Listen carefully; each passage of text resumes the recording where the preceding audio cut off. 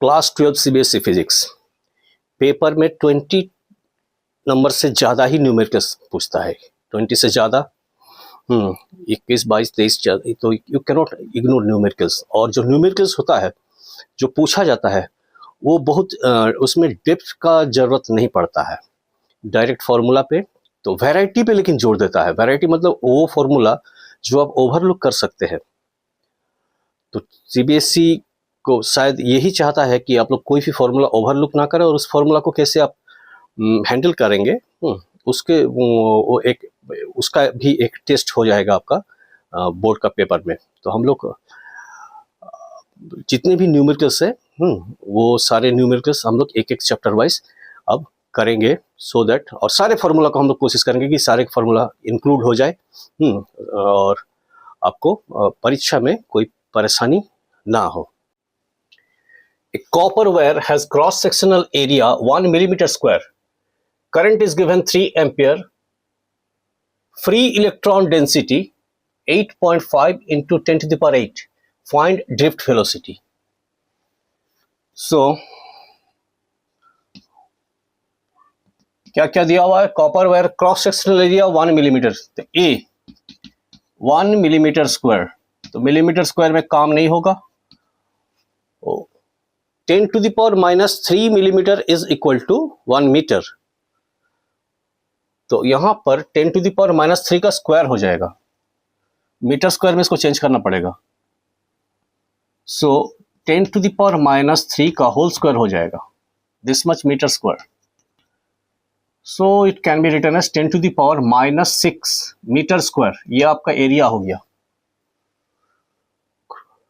Current I का value दिया हुआ है 3 ampere. Free electron density N का वैल्यू दिया हुआ है 8.5 इंटू 10 to the power 28। और ड्रिफ्ट वेलोसिटी के लिए हमें जो जो चीज चाहिए होगा वो सारा दिया हुआ है, ठीक है। सो हमें फॉर्मूला पता है, I is equal to N E A V D. V D is your drift velocity, V D is your drift velocity. तो ड्रिफ्ट वेलोसिटी हमें निकालना है। E है चार्ज ऑफ एन इलेक्ट्रॉन, तो ये हमें पता है E का वैल्यू, ये हमें पता है E का value 1.6 into 10 to the power minus 19 coulomb. So V D equal to क्या हो जाएगा, I by M E A. So what is your I? 3 in 8.5 into 10 to the power 28. E 1.6 into 10 to the power minus 19 और A है 10 to the power minus 6, 10 to the power minus 6। तो 19 और 6 25 को minus हुआ और 28, 10 का power ले लेंगे तो 10 का पावर में यहाँ 28 प्लस है और 19 माइनस और 6 माइनस मिलकर माइनस 25 हो गया। तो 28 minus 25 23, sorry only 3। So 3 by 8.5 into 1.6 और नीचे 10 to the power 3 आ रहा है, तो इसको हम लोग ऊपर कर देंगे तो -3 हो जाएगा, ठीक। तो ये ड्रिफ्ट वेलोसिटी हो गया मीटर पर सेकेंड। इतना लिख देंगे आपको तब भी आपको पूरा नंबर मिल जाएगा। और इसको कैलकुलेट करने से आता है 0.22 समथिंग, तो इतना ही लिख देंगे काफी है, into 10 to the power -3 metre पर सेकेंड। तो आपको ड्रिफ्ट वेलोसिटी पूछा था और ड्रिफ्ट वेलोसिटी निकल गया। So next question, given electron mobility 0.04 metre square by voltage second. ये मोबिलिटी का यूनिट है, ये भी याद रखने का चीज है। Electron density 5 into 10 to the power 8 पर मीटर क्यूब और कैलकुलेट कंडक्टिविटी। सो कंडक्टिविटी का फॉर्मूला हो जाएगा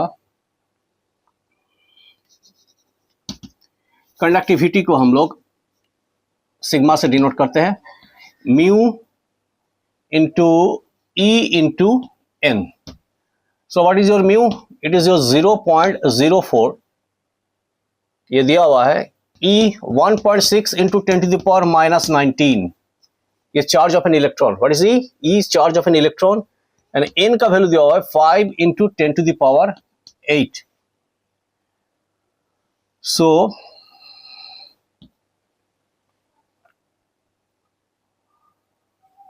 कैलकुलेट करेंगे 4/100 इंटू 16/10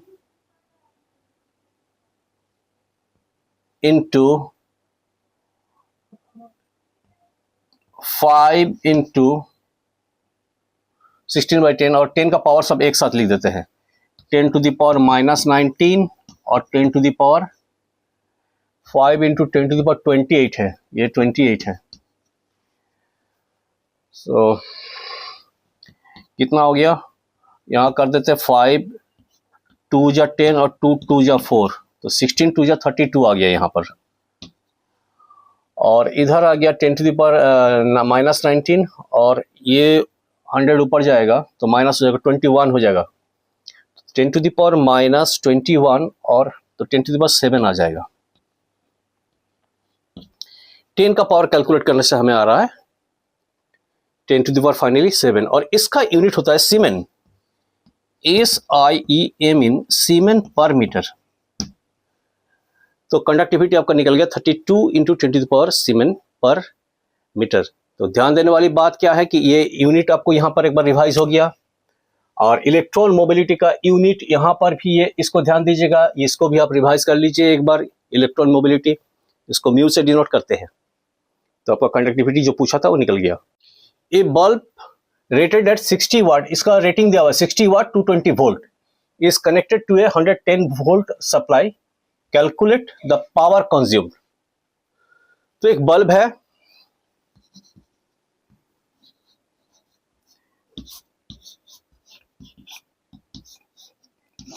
इस बल्ब का रेटिंग दिया हुआ है 60 वाट और 220 वोल्ट। अब ये जो रेटिंग दिया हुआ है, ये रेटिंग पे ये 220 वोल्ट ही यहां सप्लाई होगा, ये तो जरूरी नहीं है। तो ये 220 वोल्ट अगर यहां पर जैसे हो रहा है, यहां पर 110 वोल्ट का सप्लाई हो रहा है, लेकिन बल्ब का रेटिंग 220 वोल्ट है। अगर ये 220 वोल्ट के साथ अटैच होता तो इसका वोल्टेज होता 220 और इस पे पावर कंजम्पशन 60 वाट, बट ये बल्ब जो है अब 110 वोल्ट पे अटैच है। तो आपके पास यहाँ पर इलेक्ट्रिसिटी में हम लोग का ये करंट इलेक्ट्रिसिटी में सर्किट में जो जो टर्म्स आता है, एक करंट आता है I, करंट आएगा I, रेजिस्टेंस आएगा R, वोल्टेज आएगा V, पावर आएगा P, हीट कंज्यूम्ड या थर्मल एनर्जी कंज्यूम्ड ये आ जाएगा, तो हीट या इसको ये सब टर्म्स आता है। चार्ज आएगा, टाइम आएगा। तो ये मोटा मोटी टर्म्स हम लोग डील करते हैं। तो अगर ये बल्ब का मेरा ये रेटिंग 220 की जगह 110 हो गया, तो ये मेरा करंट भी चेंज हो जाने वाला है, इसका वोल्टेज भी चेंज हो जाएगा, पावर भी चेंज होगा। मान लीजिए इसको 10 वोल्ट है, अब इसका वोल्टेज तो 110, अब पावर 60 वाट नहीं रहेगा, और ना ही करंट 220 वोल्ट को यहां इसको अटैच करने से जो करंट होता, 110 वोल्ट को अटैच करने के बाद जो करंट आएगा वो डिफरेंट हो जाएगा। तो 220 अगर रहता जो करंट आता, 110 वोल्ट कनेक्ट करने से करंट बदल गया, 110 वोल्ट कनेक्ट करने से वोल्टेज बदल गया, वोल्टेज तो 110 हो गया, और पावर भी बदल जाएगा। बदलेगा नहीं खाली रेजिस्टेंस, इसका इस बल्ब का रेजिस्टेंस जो है वो इसका मटेरियल के ऊपर डिपेंड करेगा, साइज के ऊपर डिपेंड करेगा। तो ये जो बल्ब का रेजिस्टेंस है, ना तो इसका मटेरियल चेंज हो रहा है ना साइज चेंज हो रहा है, तो इसका रेजिस्टेंस वही रहेगा। तो कोई भी इलेक्ट्रिक अप्लायंस में अगर कोई रेटिंग दिया हुआ है, मतलब ये एक सीक्रेट कोड है रेजिस्टेंस का, तो बल्ब का जो भी रेटिंग दिया हुआ है इससे हम रेजिस्टेंस निकाल लेंगे। तो अब वोल्टेज 110 रहे, चाहे 55 रहे, चाहे 10 रहे, 20 रहे, कुछ भी रहे, इसका रेजिस्टेंस लेकिन चेंज नहीं होगा। बाकी आई चेंज हो जाने वाला है, वोल्टेज चेंज कर देंगे तो पावर चेंज हो जाने वाला है। अब इसको 110 वोल्ट के साथ अटैच कर दिया गया, तो अब नया पावर, क्योंकि पावर चेंज हो गया है, अब ये नया पावर आपको पता करना है, बताना है कि भाई 110 वोल्ट के साथ 220 वोल्ट के साथ तो ये 60 वाट दे रहा था, 110 वोल्ट के साथ कितना पावर देगा, ये आपको पूछ रहा है। तो हम पहले इसका रेजिस्टेंस निकालेंगे। तो भाई जो भी रेटिंग दिया हुआ है कोई भी इलेक्ट्रिक अप्लायंस का, ये रेटिंग जो है ये कोड है रेजिस्टेंस का। तो रेजिस्टेंस का वैल्यू होता है V square by P। V square by P, what is your V? 220 into 220 divided by P। P is 60 वाट। सो ये काट दिए, 2 3 कर दिए और 2 11 कर दिए, 2 3 2 11, 2420 डिवाइडेड बाई 3, ये हो गया इतना। इस बल्ब का रेजिस्टेंस का वैल्यू इतना हो गया। अब हमें पावर निकालना है, तो पावर अब वोल्टेज, जब अब वोल्टेज 110 हो गया और रेजिस्टेंस 60, तो पावर के लिए फॉर्मूला ये यूज करेंगे। पावर का और बाकी फॉर्मूला भी हम लोग रिवाइज कर लेते हैं। What are the other formula? So power is equal to I square R, ठीक है, power is equal to VI, और तीसरा फॉर्मूला यहां से निकल जाएगा, power is equal to V square by R। तो यहाँ हमें भी पता है, भी अभी तो सप्लाई है 110 वोल्ट का सप्लाई है, तो ये वाला पावर का फॉर्मूला यूज करके हम लोग पावर को फाइंड कर लेंगे इस क्वेश्चन में। सो नाउ इस क्वेश्चन में पावर का वैल्यू, वोल्टेज निकालना है, पावर का वैल्यू हो गया 110 into 110 V square. V square मतलब 110 इंटू 110, ये फॉर्मूला यूज कर रहे हैं। और रेजिस्टेंस मैंने निकाला 2420/3, इस बल्ब का resistance. So it is 24420 divided by 3, ये 3 ऊपर चला जाएगा, 0 0 कैंसिल, सो 11, ये 22 हो जाएगा, और 22 5 जा, यानी 15 वाट हो गया, ठीक है। कहाँ 60 वाट था, अब 15 वाट हो गया, ठीक है। सो 220 वोल्ट का रेटिंग है, 60 वाट उसका रेटिंग है, लेकिन इसको कनेक्ट किया गया 110 वोल्ट पे, तो अब पावर कंजप्शन हो जाएगा 15 watt. A wire has a resistance 50 ohm at 0 degree centigrade. 0 degree centigrade पे इसका रेजिस्टेंस 50 ओम है। इस temperature coefficient is 0.004 degree centigrade. What is the resistance at 100 degree centigrade? So formula है मेरा RT is equal to R0 1 plus alpha into delta T, change in temperature, ठीक।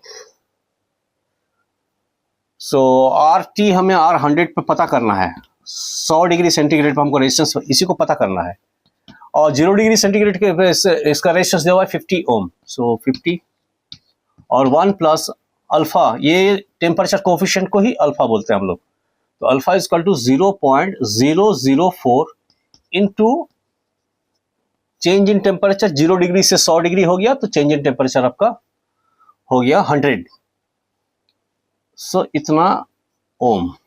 सो it is 50 into 1 plus 4/1000 into 100, that means 4/10, this much ohm, that is 50 into 4/10 मतलब 0.4, that is 1.4 ohm, 4/10 का मतलब 0.4, सो ये आ गया 70 ओम। So simple. चलिए सवाल दिया हुआ है, two identical cells of 1 EMF 1.5 volt and internal resistance 1 ohm are connected in parallel, find the current through and external resistance 1.5 ओम।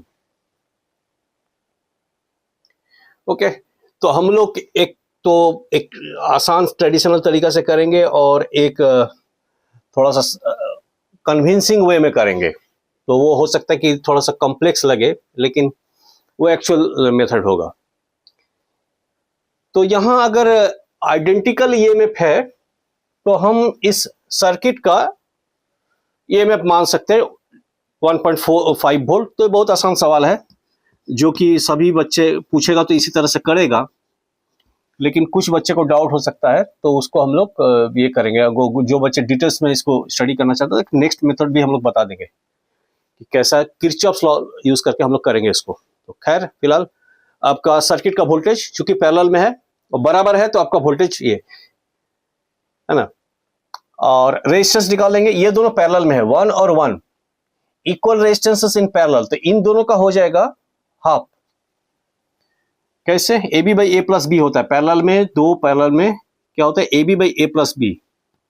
दो रेजिस्टेंस अगर पैरेलल में है, एक का वैल्यू ए है और एक का वैल्यू बी है पैरेलल में, तो इसका आर इक्विवेलेंट का वैल्यू दो गो है तो A B by A plus B ये लिखते हैं। तीन रहता है तो हम लोग क्या लिखते हैं ए बी, ध्यान दीजिए सी, तीन रेजिस्टेंस है पैरेलल में, इसका इक्विवेलेंट रेजिस्टेंस हो जाएगा A B C by A B plus B C plus C A, ये आर इक्विवेलेंट का वैल्यू हो जाएगा। ठीक है, तो हमारे यहाँ दो है तो A B by A plus B करेंगे तो क्या हो जाएगा आर इक्विवेलेंट ऊपर पार्ट का 1 into 1 divide by 1 plus 1 that is 1/2 ohm, और ये 1/2 ओम अटैच है 1.5 के साथ external resistance. So net resistance हो गया R net resistance of the circuit is 1.5 plus half, half मतलब 0.5 मिलके 2 ओम, पूरा सर्किट का रेजिस्टेंस 2 ओम हो गया। और करंट निकालने बोला है, ये करंट आई, तो इस करंट का वैल्यू हो जाएगा V बाई आर, सर्किट का वोल्टेज और सर्किट का resistance V by R 2, V is 1.5 divided by 2 that is 0.75 ampere. ठीक, तो तीन रेजिस्टेंस अगर पैरेलल है तो हम लोग तुरंत कर लेंगे, ये वाला मेथड यूज करके हम लोग तीन का निकाल लेंगे। दो है तो ये यूज करेंगे, ये वाला फॉर्मूला, और यहाँ दो था पैरेलल तो इसको हम लोग इस तरह से कर दिए। अब इसको हम लोग एक और मेथड से भी करते हैं, ये तो हो गया एक और मेथड किरचॉफ्स लॉ लगा करते हैं। किरचॉफ्स लॉ इसलिए जरूरी पड़ जाएगा, हालांकि पूछेगा नहीं आपको, सीबीएसई पूछेगा तो यही पूछेगा इन केस अगर ये दो बैटरी का वोल्टेज अलग अलग दे दिया, इन दैट केस क्या करेंगे 1.5 ना देके 2 दे दिया हो तो तब हमको किरचॉफ्स लॉ लगाना पड़ेगा। तो हम लोग 1.5 ही है, इसको हम लोग किरचॉफ्स लॉ यूज करके करते हैं। ओके, तो देखिए दोनों बराबर बैटरी है तो दोनों से बराबर करंट निकलेगा, तो यहां अगर I करंट है तो यहां से निकलेगा I/2 और यहां से भी निकलेगा I/2, तभी जाके ये I होगा क्योंकि बराबर करंट निकालना है, यहां से बैटरी तो सेम वोल्टेज का है। अगर डिफरेंट होता तो हमको यहां से A निकालना पड़ता, यहां से B निकालना पड़ता और यहां पर हो जाता A प्लस बी, लेकिन बराबर है तो मैंने निकाल दिया यहां से I/2, यहां पर I/2 और यहां बन गया I। ठीक, अब किरचॉफ्स लॉ लगा देते हैं, यहां पर एक लूप ले लेते हैं, यहां पर एक लूप ले लेते हैं। ठीक है, ऐसा लूप ले लेते हैं, तो यहां से शुरू करेंगे, बैटरी का पॉजिटिव में एंटर कर रहा है तो प्लस हो जाएगा 1.5 प्लस यहाँ करंट है आपका I/2 और रेजिस्टेंस, लूप इधर जा रहा है करंट इधर और रेजिस्टेंस 1, तो 1 इंटू I/2 लेकिन माइनस में, सो I/2 माइनस में, लूप इधर जा रहा है करंट इधर आ रहा है, फिर यहाँ आ गया, यहाँ पर आ गया, ये भी लूप इधर करंट इधर तो ये भी माइनस में, तो ये हो गया 1.5 इंटू करंट माइनस में होगा तो माइनस I, और हमको निकालना है I, this must be equal to 0। हम लोग यहाँ से शुरू किए थे और घूम के लूप ये वाला लूप कंसीडर किए थे। ठीक है, ये वाला loop, this loop we considered. So check करके देखते हैं। सो 1.5 माइनस I/2 और माइनस 3I/2, 1.5 मतलब 3/2 इक्वल टू 0, तो 3/2 और हाफ मिलके 2 हो जाएगा, तो 1.5 और उधर जाएगा तो ये हो जाएगा 4/2 प्लस में, ये हो जाएगा 4I/2 और प्लस में यानी 2I हो गया। सो I का वैल्यू आपका आ गया, देखिए वही आ गया, I का वैल्यू आ गया 1.5 divided by 2, 1.5 divided by 2 that is 0.75 ampere. तो ये भी अगर कोई चाहेगा तो कर सकता है, कोई प्रॉब्लम नहीं। सो नेक्स्ट क्वेश्चन, एक छोटा सा क्वेश्चन, ड्रिफ्ट वेलोसिटी 4 × 10⁻⁻4 मीटर पर second, N electron is accelerated in an electric field 8 volt पर मीटर, फाइंड मोबिलिटी। ओके, तो देखिए कोई कठिन क्वेश्चन नहीं है, लेकिन ये आपको फॉर्मूला याद होना चाहिए। So mobility of an electron is equal to VD/E, और इसका यूनिट हो जाता है मीटर स्क्वायर पर सीमेन वोल्ट। सो VD का वैल्यू दिया हुआ है 4 × 10⁻⁻4 और ये 8, तो हो गया 0.4/2, 1/2 मतलब 0.4, that is into 10⁻⁻4 metre square siemens volt. So a potential difference of 200 volt is applied across a conductor of resistance 100 ohm. Or find the number of electrons passing through it in 1 second. तो हमें V पता है और R पता है, तो हम I पता कर लेते हैं। तो I is equal to V/R. So V आपका है 200 और R हो गया 100 यानी 2 एम्पियर, और टाइम दिया हुआ है T is equal to 1 second. तो Q is equal to IT, खाली फॉर्मूला का काम है, 2 × 1 that is 2 coulomb, and also Q is equal to N × E, Q is equal to N × E। तो N आपको पूछा है find the number of electrons, तो Q/E, E is charge of an electron, so N is equal to Q आपका हो गया Q 2 coulomb, 2 divided by charge 1.6 into 10⁻⁻19. So 2 by 1.6 is 1.25, 1.25 हो जाएगा, ठीक है।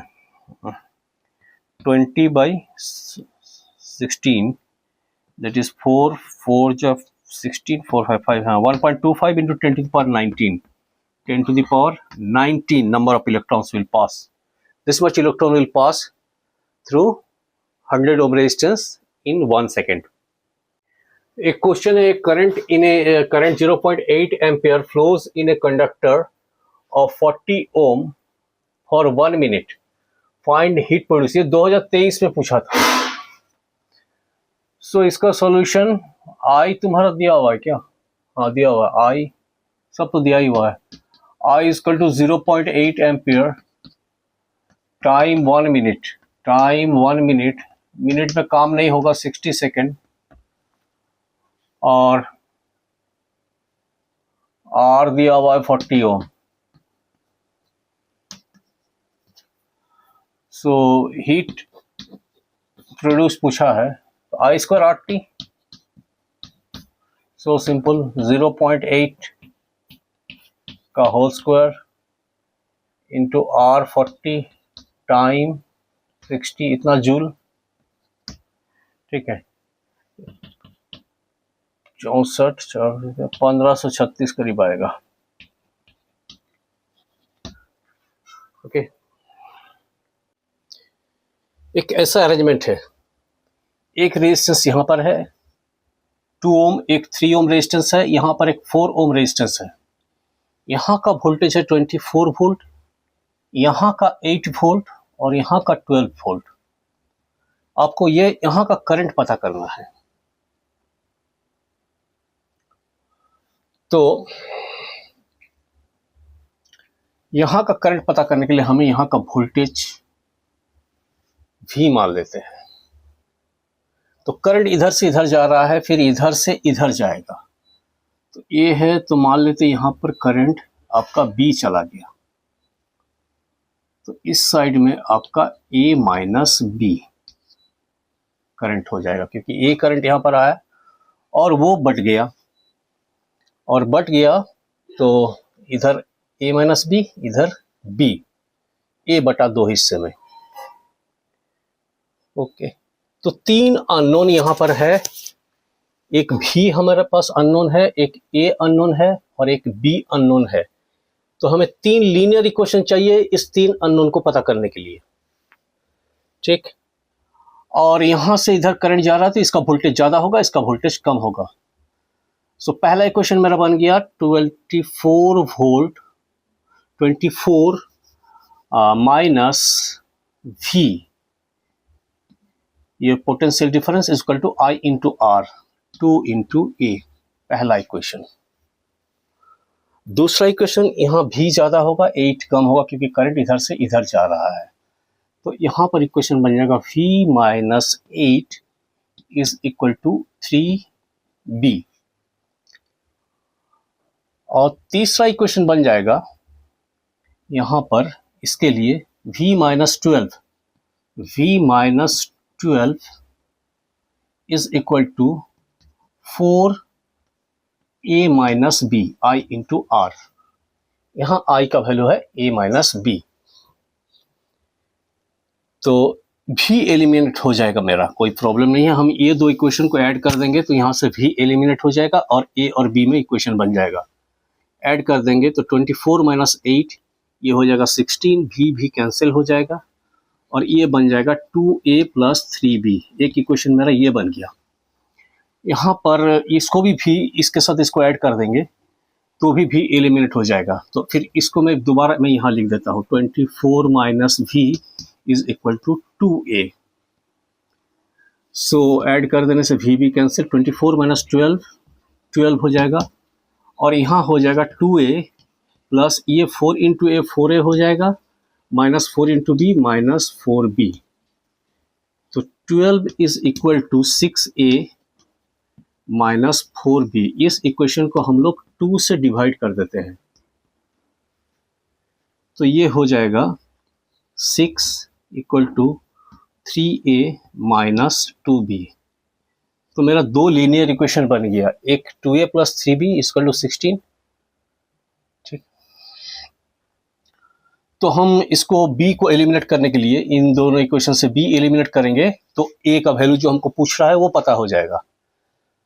तो इस इक्वेशन को B को एलिमिनेट करने के लिए इस इक्वेशन को हम लोग 2 से मल्टीप्लाई कर देंगे तो यहाँ 6 आ जाएगा और इस इक्वेशन को अगर 3 से मल्टीप्लाई कर देंगे तो यहाँ 6 आ जाएगा। तो यानी इसको हम लोग 3 से मल्टीप्लाई कर देते हैं और इसको हम लोग 2 से मल्टीप्लाई कर देते हैं, ये B है 2 से,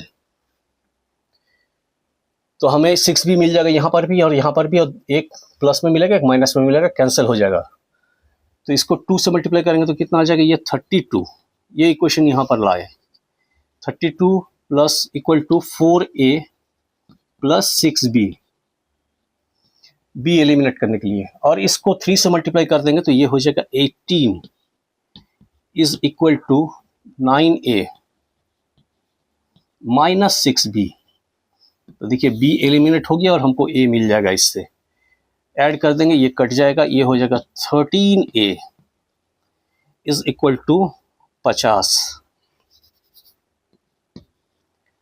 सो A इज इक्वल टू मेरा आ गया 50/13 एम्पियर।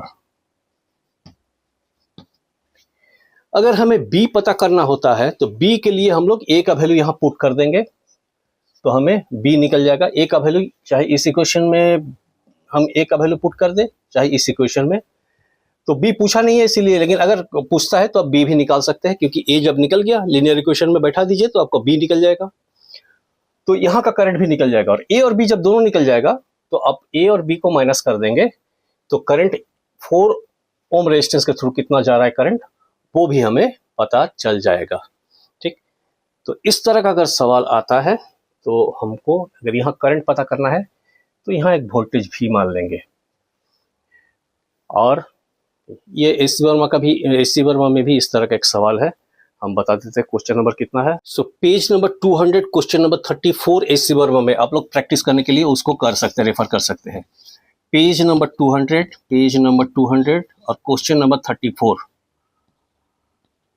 इसी तरह का एक सवाल है, बिल्कुल इसी तरह का। तो आप उसको सॉल्व करके फिर आप अपने से जब कर लेंगे तो आपको कॉन्फिडेंस डेवलप हो जाएगा। एक ऐसा अरेंजमेंट दिया हुआ है, ये भी आप एससी वर्मा का क्वेश्चन नंबर 36 है, करंट इलेक्ट्रिसिटी चैप्टर का क्वेश्चन नंबर 36 एससी वर्मा। इसमें आपको V A minus V B पता करना है, यही सवाल है। ये हम लोग बनाएंगे किरचॉफ्स लॉ को यूज करके, और बहुत दिन से किरचॉफ्स लॉ पे कोई सवाल पूछा नहीं है, इसीलिए हम लोग किरचॉफ्स लॉ पे सवाल बहुत कम ही प्रैक्टिस करेंगे, क्योंकि बहुत दिन से किरचॉफ्स लॉ के, प्योर किरचॉफ्स लॉ के ऊपर प्रॉब्लम देख रहे हैं कि नहीं आ रहा है। तो ठीक है, यहां पर हम लोग अगर करंट मान लेते हैं x, तो V A minus V B का वैल्यू हो जाएगा x इंटू आर थ्री। यहाँ x है, यहाँ पे करंट हम लोग y मान लेते हैं, दो वेरिएबल, और यही करंट यहां से निकलेगा x प्लस वाई। तो ये x प्लस वाई निकला, यहाँ पर चला गया x, इधर चला गया y, और यहाँ आके ये लोग कंबाइन हो गया x प्लस वाई, और यहाँ हो जाएगा x प्लस वाई करंट। तो देखिए, इस बैटरी से हम लोग x प्लस वाई करंट निकाल रहे हैं, इस बैटरी से भी निकाल सकते हैं, कोई प्रॉब्लम नहीं है। कोई एक बैटरी से आप करंट निकालिए, जितना करंट आप निकालेंगे उतना ही करंट को फिर आप नेगेटिव टर्मिनल से घुसा भी देना है। ओके, सो यहां पर एक लूप लगाएंगे, ऐसा लूप ले लेते हैं।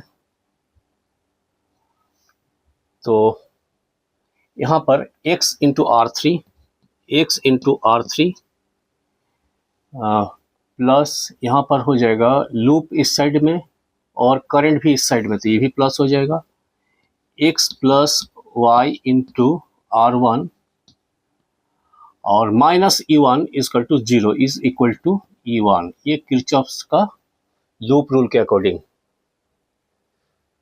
तो इसको थोड़ा सा हम लोग ये कर लेते हैं, x को कॉमन ले लेते हैं, तो अंदर चला जाएगा R one plus R three plus Y R one is equal to E one. अब सेकेंड लूप पे आते हैं, ये लूप नंबर वन, ये लूप नंबर टू। ठीक, लूप नंबर टू को भी हम लोग इसी डायरेक्शन में, ये आप अपना चॉइस से कुछ भी ले सकते हैं, क्लॉकवाइज एंटी क्लॉकवाइज, दोनों क्लॉकवाइज, एक क्लॉकवाइज एक एंटी क्लॉकवाइज ले सकते हैं। हमने वही किया यहाँ पर, इसको एंटी ले लिया और इसको क्लॉक ले लिया, कोई प्रॉब्लम नहीं। आप दोनों क्लॉक ले सकते हैं, दोनों एंटी क्लॉक ले सकते हैं, एक क्लॉक एक एंटी क्लॉक ले सकते हैं, कहीं कोई प्रॉब्लम नहीं। लूप नंबर टू, यहाँ से शुरू करते हैं, ये करंट और लूप एक ही डायरेक्शन में, तो हो जाएगा एक्स आर थ्री, यहाँ पर हो जाएगा एक्स आर थ्री, और लूप यहाँ आया और यहाँ करंट है वाई, यहाँ करंट वाई आ रहा है, लूप इस साइड में, करंट इस साइड में, तो ये माइनस में होगा, तो minus Y R two is equal to, minus terminal में घुस रहा है इसीलिए ई टू हो जाएगा।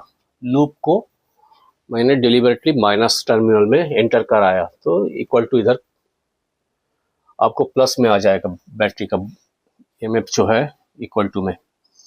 सो ये एक हम लोग का छोटा सा कन्वेंशन है, करते हैं हम लोग ऐसा। और यहाँ पर प्लस में y भी है, तो y को हम लोग यहाँ एलिमिनेट कर सकते हैं, तो इसको y को एलिमिनेट करने के लिए इसको हमको R2 से मल्टीप्लाई करना पड़ेगा, पूरा इक्वेशन को हमको R2 से मल्टीप्लाई करना पड़ेगा, और यहाँ पूरा इक्वेशन को हमें R1 से मल्टीप्लाई करेंगे, तो यहाँ R1 R2 हो जाएगा, यहाँ भी R1 R2 हो जाएगा। तो देखिए, ये मल्टीप्लाई करेंगे तो R2 इधर आ जाएगा, तो इसमें क्या हो जाएगा, x R2 R1 plus R3 plus y R1 R2 is equal to E1 R2, और इसको मल्टीप्लाई करेंगे तो हो जाएगा x R3 R1 minus y R1 ये R1 R2 इसको y2 R1 E2 R1 E2 R1 add करेंगे तो ये देखिए कैंसिल हो जाएगा, और यहाँ आ गया मेरा E1 R2 प्लस E2R1 और इसको ऐड करेंगे तो x कॉमन आ जाएगा और अंदर चला जाएगा R1R2 plus R2R3 plus R3R1।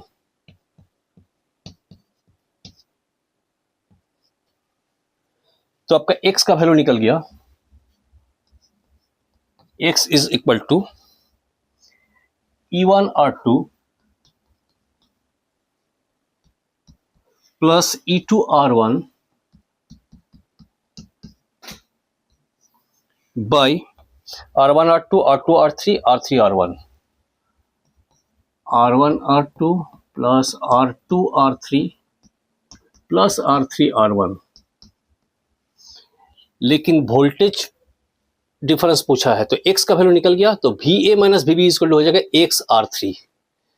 So your VA minus VB is equal to XR3, क्योंकि इधर से करंट, तो x का वैल्यू मुझे निकल गया और इसको R3 से मल्टीप्लाई कर देंगे, तो इसको R3 से मल्टीप्लाई कर देंगे तो मेरा ये हो जाएगा, पहले x का वैल्यू लिख देते, तो R3 से जब ये मल्टीप्लाई होगा न्यूमरेटर में तो ये हो जाएगा R2R3, तो हो जाएगा E1 R2R3 plus E2 R1R3 divided by R1R2 plus R2R3 plus R3R1। यही जो वोल्टेज पूछा है VA माइनस VB, इसका वैल्यू मेरा यही आ गया।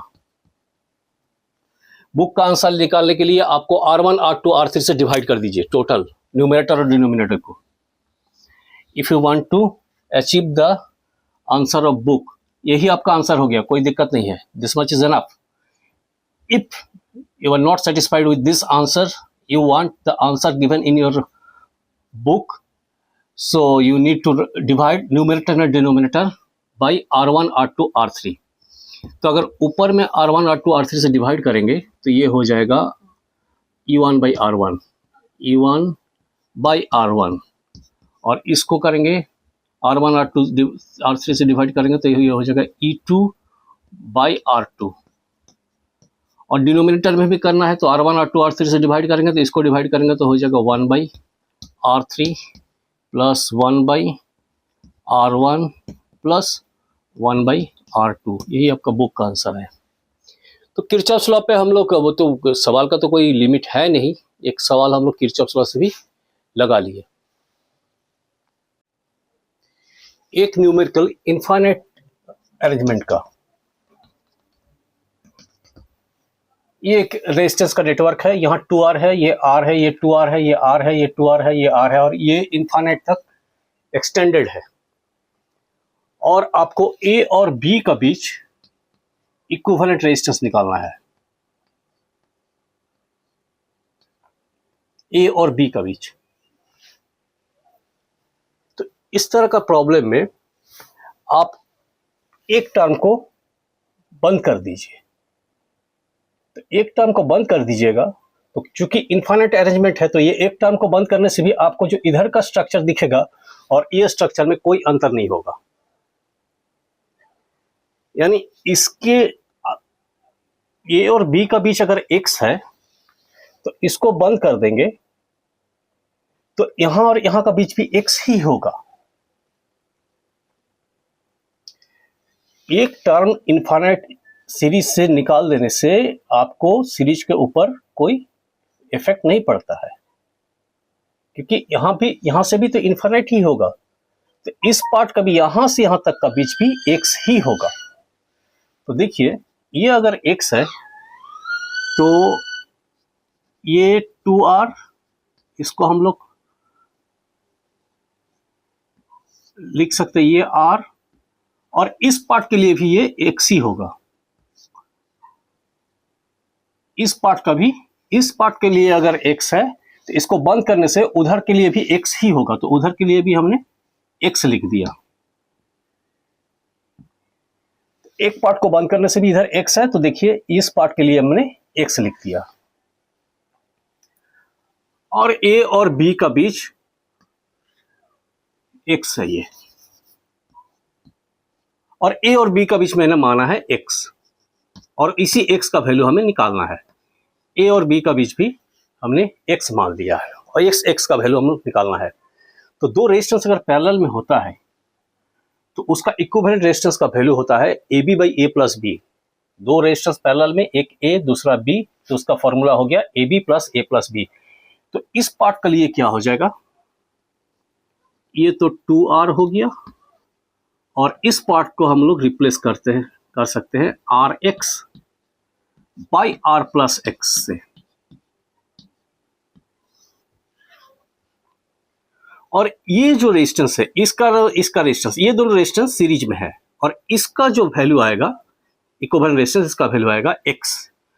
सो X is equal to this plus this, क्योंकि ये दोनों सीरीज में है, तो X is equal to 2R plus RX by R plus X। इन दोनों को जोड़ने से भी हमें X ही आना है।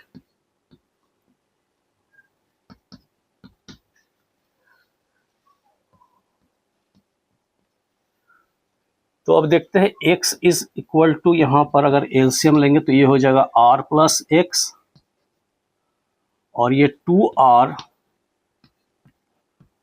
r plus X plus R X, cross multiply करेंगे तो ये हो जाएगा R X plus X square. तो क्रॉस मल्टीप्लाई करेंगे, ये हो जाएगा X square plus R X, इसको मल्टीप्लाई करेंगे तो, और ये हो जाएगा 2r square plus 2rx plus 2rx plus rx।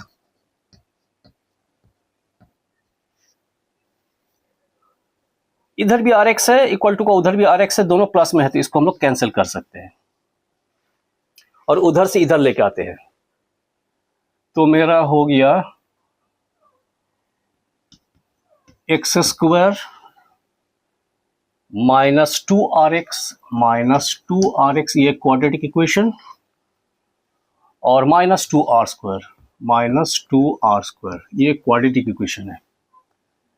तो इसका वैल्यू होता है हम लोग, तो x का वैल्यू जो हो जाएगा, इसका नेगेटिव साइन को एक तो प्लस एक तो माइनस होगा, माइनस b, तो minus b minus of minus 2r क्या होता है, माइनस b प्लस माइनस, तो माइनस को छोड़ देते हैं, क्योंकि माइनस जो होगा वो नेगेटिव रेजिस्टेंस आ जाएगा, तो प्लस ही लेना है। बी स्क्वायर माइनस 4ac, तो b आपका माइनस 2r है, तो b स्क्वायर क्या हो जाएगा, माइनस 2r का होल स्क्वायर, यानी 4r स्क्वायर, बी स्क्वायर का वैल्यू हो गया, और B square minus 4ac, 4a is your 1 और c इज इक्वल योर माइनस 2r square, minus 2r square, ये आपका बी स्क्वायर माइनस 4ac हो गया, by 2a, 2 into 1। So x is equal to minus of minus 2r, ये plus 2r हो गया, plus ये हो गया 4r square plus 8r square by 2। So x is equal to 2r plus 12r square by 2। So x is equal to by 2r square, और r square के लिए तो ये 2r, और r स्क्वायर के लिए तो बाहर आ जाएगा, रूट के बाहर r आ जाएगा, 12 अंडर रूट 2 को हम लोग लिख सकते हैं 4 इंटू 3, तो बाहर आ जाएगा 2 इंटू रूट 3, ठीक है। अंडर रूट 12 को हम लोग लिख सकते हैं 2 रूट 3, तो 2 कॉमन हो जाएगा, 2 कैंसिल हो जाएगा, सो 2 यहां से भी कैंसिल हो जाएगा और यहां से भी कैंसिल हो जाएगा, तो यानी आपका रेजिस्टेंस हो गया r प्लस r रूट 3। इसको आप r कॉमन लेके भी लिख सकते हैं, कोई दिस मच ओम। तो इनफाइनाइट अरेंजमेंट का आपको इस तरह का अगर इस पैटर्न का सवाल आता है तो आप इसको इस तरह से निकाल सकते हैं। एक इनफाइनाइट ग्रिड का सवाल लगाते हैं, दो हम नहीं लगता कि सीबीएसई में पूछा गया, लेकिन ये आपका जेईई मेंस और नीट के लिए इस तरह का सवाल बहुत कॉमन सवाल है। तो उनके लिए इसमें है क्या कि दो सभी ये जो नेट है, इस नेट का जो वायर है, हर स्क्वायर का साइड का रेजिस्टेंस आर है, और ये ऊपर भी इनफाइनाइटली एक्सटेंड है, नीचे भी एक्सटेंड है इनफाइनाइटली, राइट में भी इनफाइनाइटली एक्सटेंड है और लेफ्ट में भी एक्सटेंडेड है इनफाइनाइटली। और आपको कोई दो पॉइंट के बीच इक्विवेलेंट रेजिस्टेंस निकालना है, कोई दो ये इस तरह का ए और बी का बीच इक्विवेलेंट रेजिस्टेंस निकालना है। और जबकि ये सारा आर है, ये इनफाइनाइटली एक्सटेंडेड है, ये भी आर है, ये भी आर है, सब आर है। तो इस तरह का सवाल सब करने के लिए किसी ये जो जहां ए और बी का निकालना है, ए और बी का बीच, तो इसको हम लोग थोड़ा सा मैग्नीफाई कर देते हैं। तो इसको हम लोग मैग्नीफाई कर देते हैं, सिर्फ इस पार्ट को हम लोग मैग्नीफाई कर रहे हैं, ठीक है।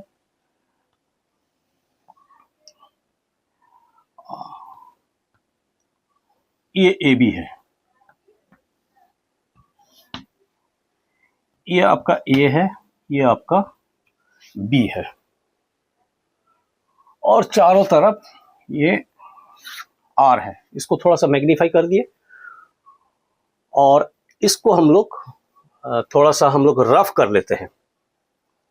अगर ये एक रेजिस्टेंस आर है, सपोज आर है, और इसको अगर हम एक बैटरी से जोड़ दें, और बैटरी में वोल्टेज का रेटिंग V है, और इसमें से I करंट निकल रहा है, तो इस R का वैल्यू हम लोग क्या लिखेंगे, R इज इक्वल टू लिखेंगे V/I, ठीक। तो A और B का बीच हमें इक्विवेलेंट रेजिस्टेंस निकालना है। A और B का बीच रेजिस्टेंस तो R है, लेकिन इस पूरा अकेले R नहीं है, ये है आपका राइट साइड में भी इनफाइनाइटली एक्सटेंडेड R सब है, लेफ्ट में भी है, ऊपर में भी है, नीचे में भी है, और इस तरह का अरेंजमेंट में इस केस में A और B का बीच का इक्विवेलेंट रेजिस्टेंस आपको निकालना है। तो अब देख लीजिए, ये वाला हम लोग यूज करेंगे कि हमें अगर एक रेजिस्टेंस R है, तो इस R का वैल्यू क्या हो जाएगा, बैटरी का जो रेटिंग वोल्टेज है V, और जो बैटरी से करंट निकल रहा है I। तो फाइन, हम लोग क्या करेंगे, इसको एक बैटरी से कनेक्ट कर देंगे, A और B को, ठीक है।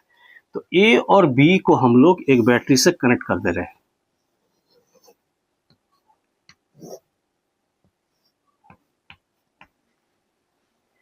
और बैटरी का वोल्टेज रेटिंग है V, और बैटरी से करंट निकल रहा है I, ओके। तो हमें जो वैल्यू पूछा गया A और B का बीच इक्विवेलेंट रेजिस्टेंस, तो उस इक्विवेलेंट रेजिस्टेंस को अगर हम लोग X मानते हैं, तो उस X का वैल्यू हो जाएगा V/I, V/I, V/I। अब देखिए, ये इनफाइनाइटली एक्सटेंडेड है, तो अगर ये I करंट यहां गया है, तो I करंट यहां चार हिस्से में बटा होगा। इधर आपका I/4 चला गया होगा, इधर आपका I/4 गया होगा, क्योंकि चारों तरफ एक्सटेंडेड है, तो I जो है वो यहां से आके चारों तरफ उसको लिए, तो चारों तरफ इक्वली डिस्ट्रीब्यूट हो जाएगा, क्योंकि इस साइड में भी इन्फिनिटी है, इस साइड में भी इन्फिनिटी है, इस साइड में भी इन्फिनिटी है, इस साइड में भी इन्फिनिटी है, सब जगह इन्फिनिटी है। तो यहाँ पर जो करंट I पहुंचेगा, और उसके पास चार गो रास्ता है, और चारों रास्ता में सब सिमेट्रिक है, इधर भी इन्फिनिटी, इधर भी इन्फिनिटी, इधर भी इन्फिनिटी, इधर भी इन्फिनिटी, तो चारों तरफ ये हो जाएगा, सब जगह में I/4 हो जाएगा, ठीक। और ये जो I यहां से निकला था, तो यहां से बैटरी के अंदर ये I एंटर भी करेगा, जो करंट निकलता है बैटरी से वही करंट टर्मिनेट भी करता है, तो यहाँ की ये I करंट नेगेटिव टर्मिनल में टर्मिनेट करेगा। तो यहां से जो आएगा, तो ये I को कंट्रीब्यूट कौन कौन करेगा, I को कंट्रीब्यूट करेगा, उसी तरह से इक्वली कंट्रीब्यूट करेगा, इधर से भी I/4 आएगा, इधर से भी I/4 आएगा, इधर से भी I/4 आएगा, इधर से भी I/4 आएगा। तो यहाँ से भी I/4 आया, इधर से भी I/4 आया, इधर से भी I/4 आया और इधर से भी I/4 आया।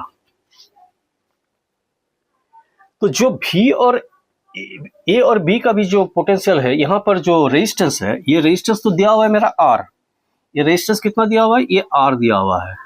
तो A और B का बीच पोटेंशियल ड्रॉप कितना हो जाएगा, A और B का बीच A minus VB, VA minus VB का वैल्यू क्या हो जाएगा, यहाँ का जो करंट है, तो यहाँ पर देखिए ये आने वाला करंट के लिए I/4 और ये जाने वाला करंट भी I/4 कंट्रीब्यूट कर रहा है, तो टोटल करंट इसका हो गया I/4 प्लस I/4। ठीक है, तो इस जो ब्रांच है, इस ब्रांच में जब करंट आया तो I/4 आया, और यहां से करंट जब रिटर्न कर रहा है I, तो वहां वो भी I/4 यहां पर इस A टू B में कंट्रीब्यूट कर रहा है। तो total current A B zone में क्या हो जाएगा, A से B तक में I/4 plus I/4। So it is I/4 plus I/4. So it is 2I/4, that is I/2 current हो गया। और यहां पर रेजिस्टेंस कितना है, यहां पर रेजिस्टेंस है R, तो VA माइनस VB क्या हो जाएगा, VA माइनस VB हो जाएगा current into resistance, that is I/2 into R, और ये दोनों बराबर होगा। ठीक है, तो इक्विवेलेंट रेजिस्टेंस जो हम निकालेंगे VAB, तो यहां पर हम लिख सकते हैं V equal to IX, X आपका इक्विवेलेंट रेजिस्टेंस, तो यहां से हम लिख सकते हैं V is equal to I into X। तो ये जो V है बैटरी का जो रेटिंग का V है, और VA माइनस VB, ये तो दोनों बराबर होगा क्योंकि यहाँ पर V है और ये कंडक्टर से कनेक्टेड है, तो यहाँ का रेजिस्टेंस, यहाँ का अगर पोटेंशियल ड्रॉप V है तो यहाँ भी V ही होगा, ये दोनों बराबर है। तो ये दोनों जब बराबर है, ठीक है, यहां से I करंट निकला, ये भी देखिए इसके साथ ज्वाइन है, A के साथ ज्वाइन है, इस एंड भी A के साथ ज्वाइन है, इस एंड भी B के साथ ज्वाइन है, तो यहां भी ये जो बैटरी का रेटिंग है वोल्टेज, तो ये और ये बराबर चीज है, क्योंकि जब कंडक्टर से ज्वाइन होगा तो ये टर्मिनल और ये टर्मिनल सेम पॉइंट पे है, ये कंडक्टर से ज्वाइन है तो ये टर्मिनल और ये टर्मिनल सेम पॉइंट पे है। जब भी कंडक्टर से ज्वाइन रहेगा तो ये जो वायर है ये तो कंडक्टर से ज्वाइन है, तो कंडक्टर से जब ज्वाइन होगा तो इस पॉइंट का पोटेंशियल और इस पॉइंट का पोटेंशियल सेम होगा, इस पॉइंट का पोटेंशियल और इस पॉइंट का पोटेंशियल सेम होगा जब भी कंडक्टर से ज्वाइन होगा। तो ये भी VA माइनस VB ही है, जो कि हम लोग V से V लिख रहे हैं यहाँ पर, तो उस V का वैल्यू क्या है, IX, तो लिख दीजिए I into X is equal to I into R/2 I into X, so X का वैल्यू हो गया I कैंसल R/2। इस इनफाइनाइट अरेंजमेंट का जो इक्विवेलेंट रेजिस्टेंस होगा उसका वैल्यू हो जाएगा R/2। मैंने स्क्वायर करके बताया, हेक्सागन के लिए करेंगे तो सेम प्रोसेस है, तो हेक्सागन के लिए भी हम बता दे रहे हैं, although it is not very much important for your CBSE board examination, but it is very much useful for your JEE mains and NEET as well as। तो मैं हेक्सागन, रेगुलर हेक्सागन का भी बना के दिखा दे रहा हूँ। तो एक रेगुलर हेक्सागन है, और देखिए मधुमक्खी का जो कॉम्ब है उसी की तरह है, तो वो इनफाइनाइटली एक्सटेंडेड है, ऊपर नीचे राइट लेफ्ट एवरी कॉर्नर, तो सब कॉर्नर से ये इनफाइनाइटली एक्सटेंडेड है। और A और B का बीच आपको निकालना है इक्विवेलेंट रेजिस्टेंस, A और B कोई दो कॉन्सेक्यूटिव, और इसका बीच का रेजिस्टेंस सब R है, हर एक ब्रांच का रेजिस्टेंस R है। तो फिर वही क्या करेंगे, इसको मैग्नीफाई कर लेते हैं, तो मैग्नीफाई कर लेंगे,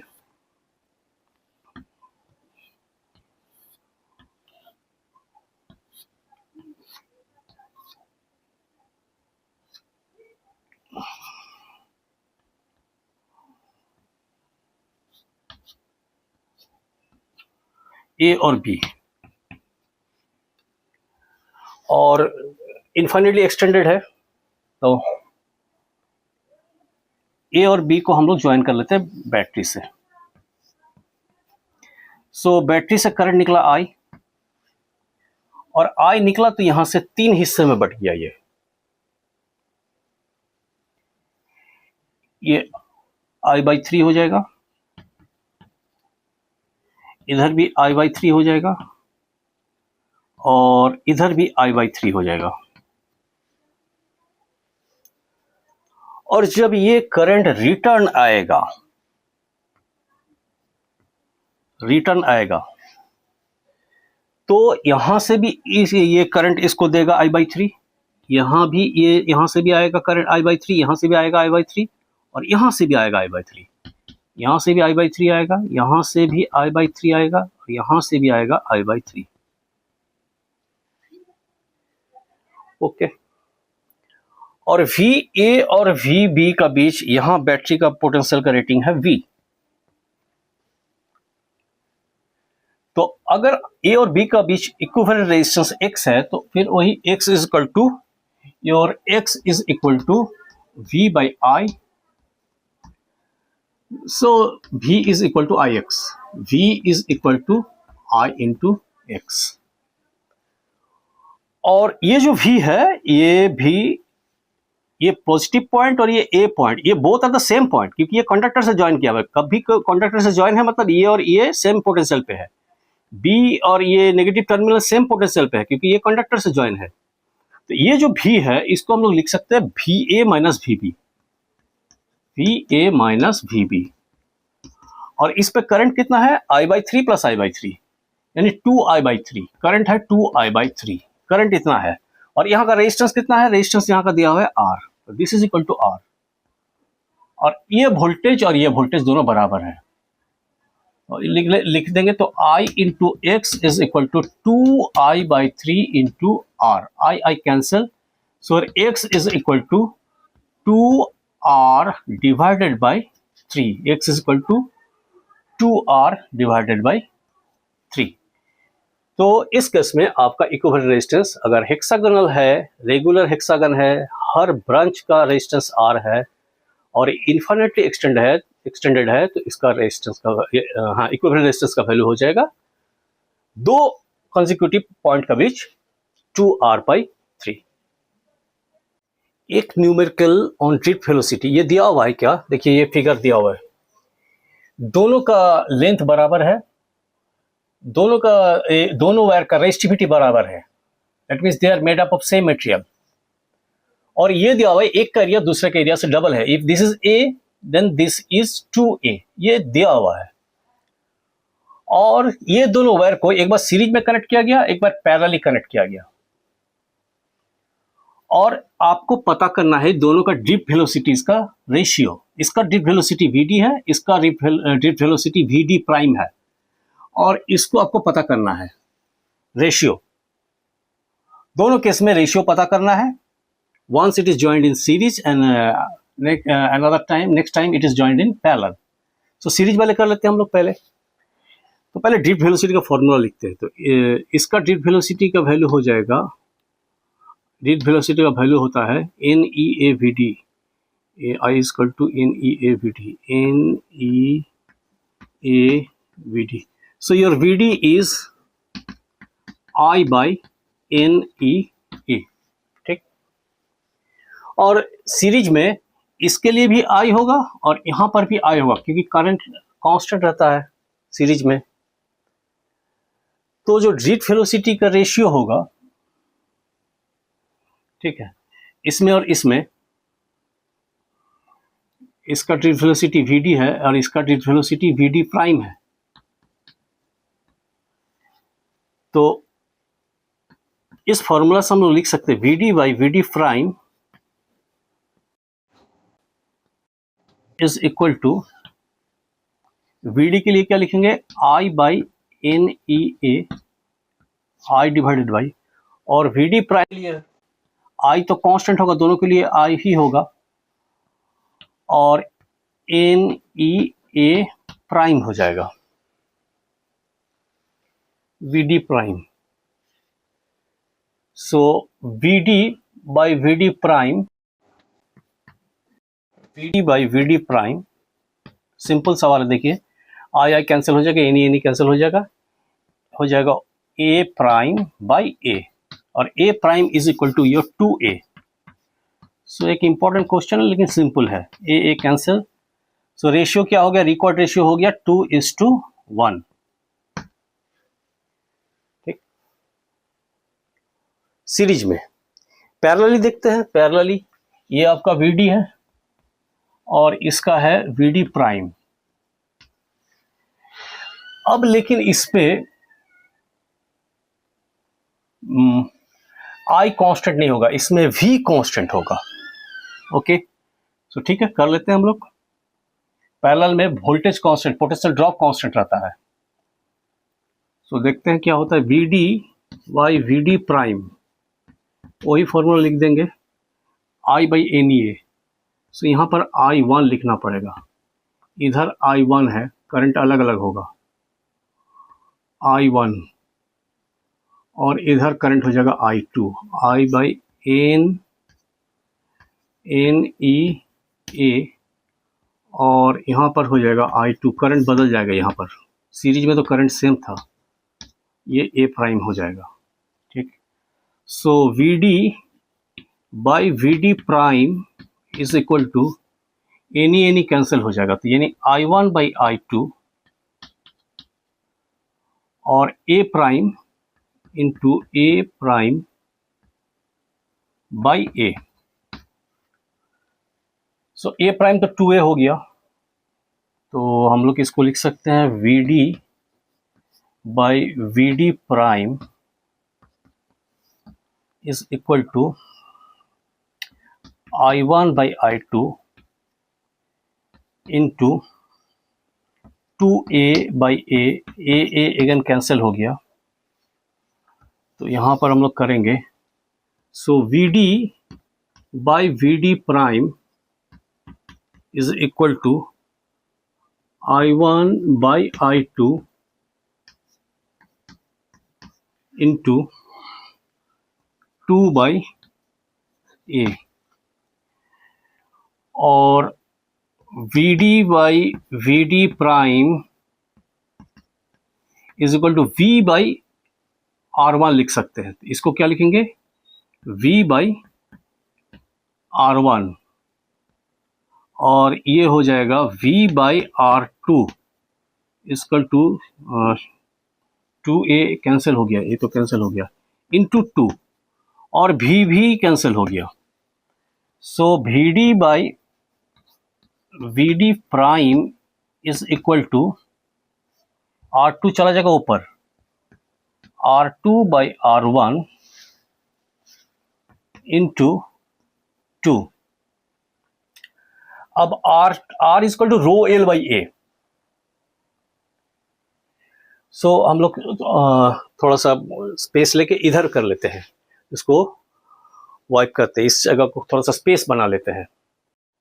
सो देखिए VD by VD prime is equal to क्या हो गया, VD by VD prime is equal to क्या था वहां पर, फिर से एक बार लिख देते हैं, R2 बाई R1 इंटू 2, ये आया था यहाँ पर। इसको हम लोग और कैलकुलेट कर लेते हैं, VD बाई VD प्राइम, और R2 इक्वल टू क्या हो जाएगा, रो L बाई A2, और ये हो जाएगा रो L बाई A2 मतलब A प्राइम, और rho L by A into 2। Rho L cancel हो जाएगा, क्योंकि दोनों सेम मटेरियल दिया हुआ है और दोनों का लेंथ भी बराबर दिया हुआ है। So it is VD by VD prime is equal to A by A prime, A by A prime into 2, and A prime is equal to 2A। So VD by VD prime is equal to A into 2 by 2A, A prime की जगह into 1। So A और A cancel, इन 2:2, that is 2 cancel है, 1:1, that means 1:1। एक EMF और internal resistance पे बहुत simple problem है। A battery of EMF 6 volt and internal resistance 2 ohm connected to resistance R, external resistance R. If current in the circuit is 0.25 ampere, find external resistance R and terminal voltage of the battery. So हम लोग एक circuit बहुत जल्दी draw कर लेंगे, और ये आपका एक्सटर्नल रेजिस्टेंस है, और 0.25 एम्पियर का मतलब हुआ करंट आई 0.25 एम्पियर, इसका मतलब 1/4 एम्पियर। सो 1/4 एम्पियर यहाँ पर ये दिया हुआ है, 1/4 एम्पियर यहाँ पर पूरा सर्किट में करंट है। और यहाँ ये इंटरनल रेजिस्टेंस है जिसका वैल्यू है 2 ओम और करंट यहाँ पर 1/4 एम्पियर। तो ये आर का वैल्यू पता करना है और टर्मिनल वोल्टेज पता करना है। तो टर्मिनल वोल्टेज पता करने के पहले हम लोग ये करेंगे EMF. So EMF is equal to होता है I into external resistance plus internal resistance. So EMF का वैल्यू दिया हुआ है 6 इक्वल टू 1/4 और आर आपको पता करना है और ये आपको दिया हुआ है 2 ओम। सो ये फॉर्मूला आपको एक सिंपल फॉर्मूला है 6 4 24। So 24 is equal to R plus 2. So your external resistance is R का वैल्यू आ गया 22 ओम, 22 ओम। और टर्मिनल वोल्टेज, तो टर्मिनल वोल्टेज का वैल्यू हो जाएगा I into capital R, I into capital R। Terminal voltage TV, terminal voltage is equal to I into capital R होता है। So I into capital R, या फिर हम लोग इसका टर्मिनल वोल्टेज का एक फॉर्मूला और होता है E माइनस आई आर। दोनों केस में आपको यही रिजल्ट आएगा। सो टर्मिनल वोल्टेज आई कितना है 1/4 इंटू आर, आर का वैल्यू कितना दिया हुआ है, आर हम लोग कितना निकाला है 22। सो terminal voltage 22/4 that is 11/2, 11/2 that is 5.5 volt हो जाएगा। और अगर टर्मिनल वोल्टेज का वैल्यू ये फॉर्मूला भी आप यूज करते हैं तो भी आप वही रिजल्ट मिलेगा आपको। So terminal voltage is equal to E minus I R. तो E is your 6 minus I is your 1/4 और आर का वैल्यू कितना है आपको 2। So 2 that is 6 minus 1/2 that is 1/2 मतलब 0.5 और 6 minus 0.5 that is 5.5 volt. Unit लिखना जरूरी है, देखिए दोनों वैल्यू बराबर है। सो एक सिंपल डायरेक्ट फॉर्मूला पे प्रॉब्लम है, लेकिन इंटरनल रेजिस्टेंस के ऊपर और भी आपको प्रॉब्लम लगाना पड़ेगा to command over that.